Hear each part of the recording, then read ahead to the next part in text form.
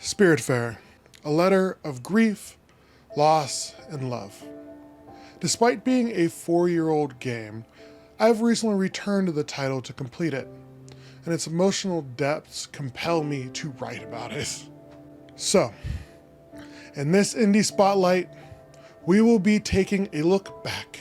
If you have never played this game, allow this video to be your invitation to do so. And don't worry about spoilers. This is an experience I would not wish to ruin for anyone. So there's none. Don't worry, you can watch and still go play the game. It's okay.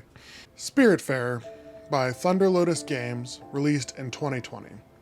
An ever poignant release date in hindsight, and with its success has found its way to nearly all platforms. Includes PC, console, and even mobile devices, which actually shocked me. Netflix has it. Strange. I still don't get that. Giving you many options on how you can play, even including a co-op mode, allowing someone to join you as Daffodil. I do feel that it would be an experience best had alone when you have time to sit with the game's themes and reflection. Additionally, with so much time passing, most bugs have been removed from the game. Short of a single one I did find near the end of the game, I paused in the middle of a character event. This only resulted in a soft reset, so it was excusable.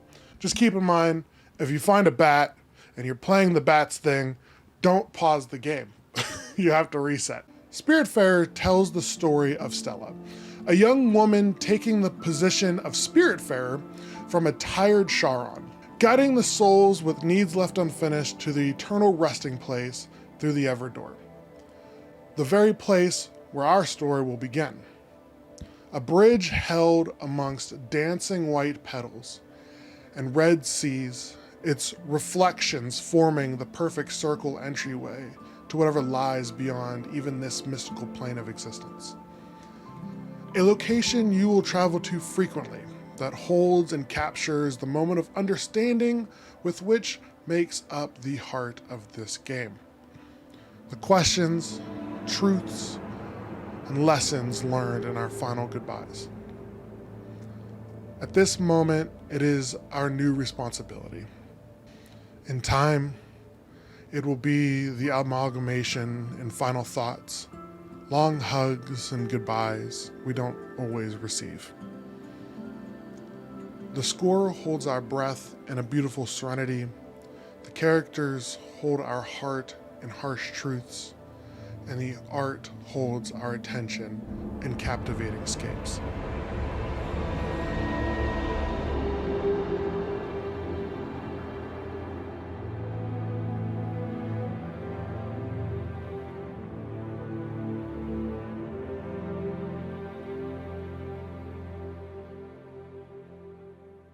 This is a game, I promise, and it is a fun one. I just wanted to make sure you knew what weight Spiritfarer was walking around the block with, enough to knock you out. So we got that context. We got the context. It's sad. It's a sad game, but let's gamify it. As your first task on this adventure, you must acquire a ship to ferry spirits, which is quickly offered by Stella's best friend, Gwen, who teaches you some of the basic duties of your station and offers our first glimpses into the mysteries that the story holds. This functions as our primary tutorial, hiding the learning moments and necessary gameplay, something I always find to be positive in games, as long drawn-out texts and to-dos, lists and explanation tends to infuriate me. I've dropped many games because they've over-tutorialized to me. I'm not gonna name names. This game, being a simple one, mechanically works its tutorial in subtly and seamlessly, transitioning you into place. As I said, your tasks are simple. You speak with your passengers, helping them finish tasks from their lives and maintain their overall happiness, which, as my playthrough grew longer, I did find myself taking less care of. I really started to let them go. As people tend to have, each spirit has various interests, homes, and favorite foods, which will have you gathering different resources from the vast world, and completing mini games in order to process them through weaving, smelting, and many more. This making up most of your gameplay loop. The rest of the game is diving into the story by traveling through the expansive map, completing requests from each passenger on your ship, from the simple to the strange, all of which give you insight into the person you are helping, their truths in life, and their lessons in death. Oftentimes, leading to some of the more heartbreaking moments in the game as you bond further and further with these spirits and their development. The truth in the game is, you are not here to save anyone. They have passed. You are simply helping them along their way, as a buoy in the turbulent seas, taking them from where they were to where they will be. Much of the world, including your ship, exists as a platformer. Back to happy. back to happy. Much of the world, including your ship, exists as a platformer, allowing you to jump freely through the skies of the islands and, more so, your ship as a parkour park of your own design. It is how you will explore the game, finding secrets and locations, and the game does a fantastic job of showing you where your abilities lie. Now, as you begin, you will not have this endless mobility. Instead, you'll be stuck to the ground more or less. However, they are hinted to you in the island's terrain. As the game begins, most of the islands are on a flat plain. I didn't make a flat plain, but it's a flat plain. It's just a little hill. It's a little baby hill. It's a flat plain. That is until you meet the Upstairs gang, who mocks you for being so grounded. The game continues this trend of hinting and showing you feats you will gain later on, expertly toning down the obviousness of these hints as you progress, giving you the feeling that you have gained the expertise, the know-how to explore this world and progress yourself. Progression throughout the game comes in one of two forms. The first being mobility abilities. Gained at altars that can be found scattered between the islands, activated by coins called obols. They don't pronounce it. I think it's obols. Obols. Given to you by the passengers as their form of payment for your service, giving you your first ability, double jump, and the opportunity to join the Upstairs crew. Wait, did I call it Upstairs gang before? Did I not fix it in the script? I had looked it up, it was Upstairs crew. I think I made a mistake.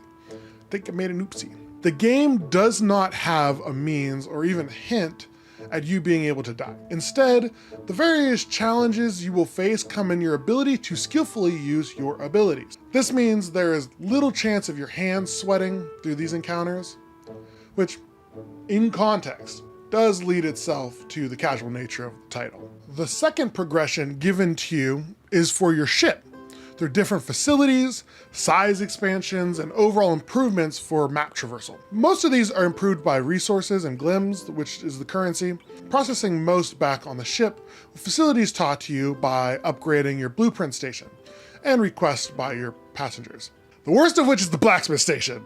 If you think there's one worse, you better tell me in the comments, because I stand by this. All the others are great, it's just this one. Maybe the logs, but definitely this is the worst. The major upgrades, the ones for map traversal, require much of the same. However, they additionally have a key ingredient in spirit flowers. This item is only offered once you return to the Everdoor, with someone ready to leave you. And as the light of the Everdoor closes the circle, this event closes one loop of the story, so you can continue with another. I'd love to take the time to talk about the presentation this game is delivered to us in. However, I fear I may not be the man to do that for you. To write these scripts, I find it necessary to listen to the soundtracks while doing it. It contains the kind of soul of a game that sticks with you, or at least with me, helping me remember various aspects of the games and my overall feelings during those experiences. The issue occurs where I have difficulty translating these feelings to you, as I definitely lack, at the very least, the necessary jargon. I will end up just spouting sounds of how it feels to me. That said, I will always try my best. One moment. What light just died on me? Wait, what light just died? What light just died? Oh. The game's art is cute and cheery. It is cartoony, springy, and lively. It is kind and delicate. And all these things until it's not. For the art of the game, the style does not change much through its run. And from what I know about games, it shouldn't. So, yeah. However, something changes at the Everdoor. The stillness of the scene, the mesmerizing color change, and the taming of them glue me in awe, and this is before we are talking about the score. Again, I lack the vocabulary, but like a dog knowing your smile means fun, this track means beauty. It sings in my heart and reverberates in my bones. The soundtrack has many songs that encapsulate the energy of its various characters, and songs just to be funny and goofy. But in the quiet moments, when the game wishes to tell you something, not with words but with emotions, this soundtrack executes it perfectly. And without more knowledge to elaborate, I can merely tell you that its signature motif will haunt my soul as a hair trigger to bring me to tears.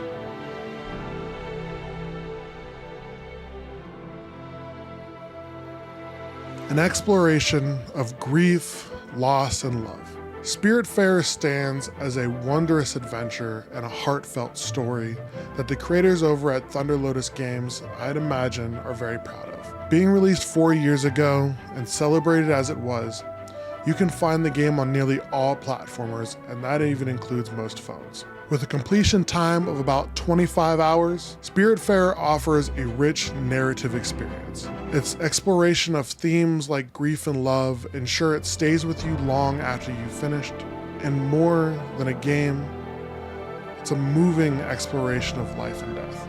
If you haven't experienced it yet, now is the time.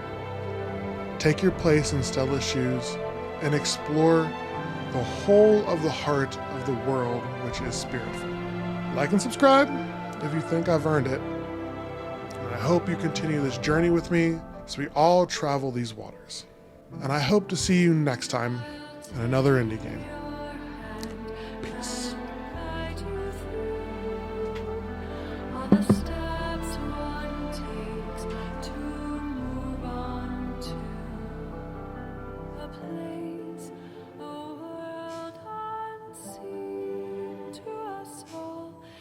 It's okay, we'll be together.